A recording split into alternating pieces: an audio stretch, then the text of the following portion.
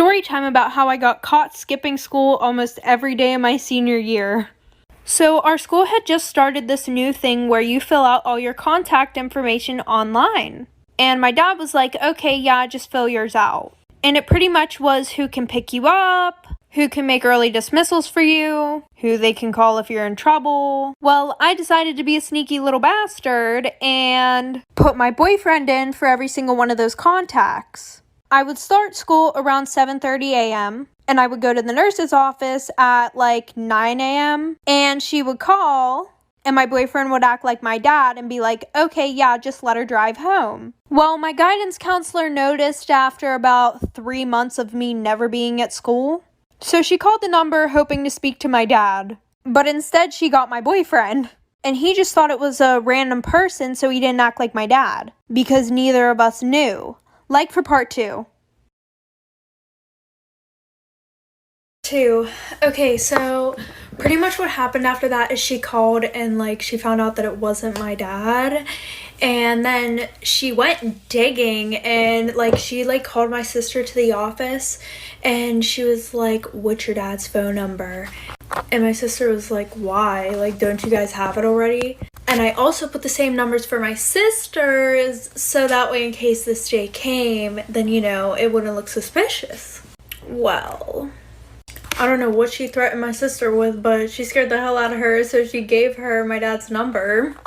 And so my sister told me whenever she got home, so I went to school the next day. And it was like a surprise party whenever I walked in the office. The dean was there, the principal was there, and my guidance counselor. So I got in trouble and then they were like, oh, we're calling your dad. So what did I do? I left before they called him. Extremely toxic best friend story time. So when I was in 8th grade, there was this boy. And this boy would go around telling almost every girl that he liked her. And I was one of those girls. And he would do stuff with all of us. And there were like 11 of us. So we all hated each other. Especially this one girl, and we're gonna call her Abby.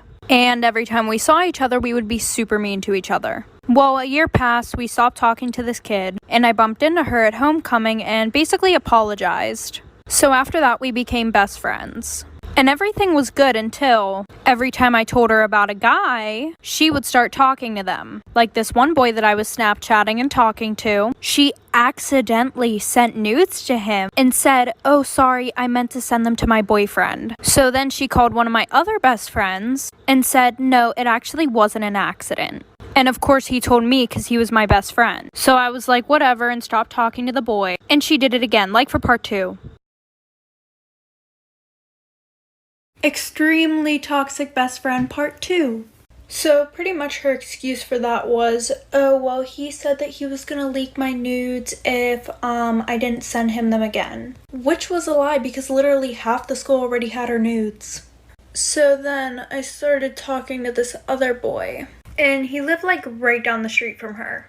So she was like, if you want to go to his house, you can. And I was like, are you sure? And she said, yeah, just go tell my mom. And I was like, oh, okay. So I went and told her mom where I was going and went over his house. So I walked back to her house and she literally locked me out. Like her mom had to come open the door for me to let me in. And she was like, oh, it's a good thing you came back when you did. Because I was going to drive you home now and tell your dad everything that you did. And she goes, I don't think you guys should be together because you're unexperienced.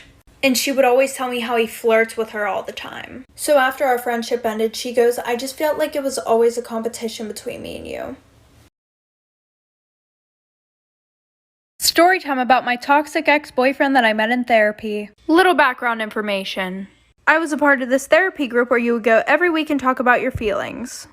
Well, I saw this really cute kid, so I wrote down my Snapchat and gave it to him. He added me back and then we started dating like a week later. And for the first 2 or 3 months, everything was going smooth. And then he became really toxic and controlling. Like he would always go through my phone. And any guy that I had a streak with, he would accuse me of cheating on him with them. And it got to the point where he was literally so clingy. Like every second of every day he wanted to FaceTime, he had to be talking to me. I had to have my location on. And I would explain to him that I needed my space, but he literally just did not get the hint. So by this point, we were literally on and off all the time. And anytime that I broke up with him, I would block him because I didn't want to think about him. But he started calling my parents and complaining about me, so they blocked him. And then he tried being friends with my brother to get to me.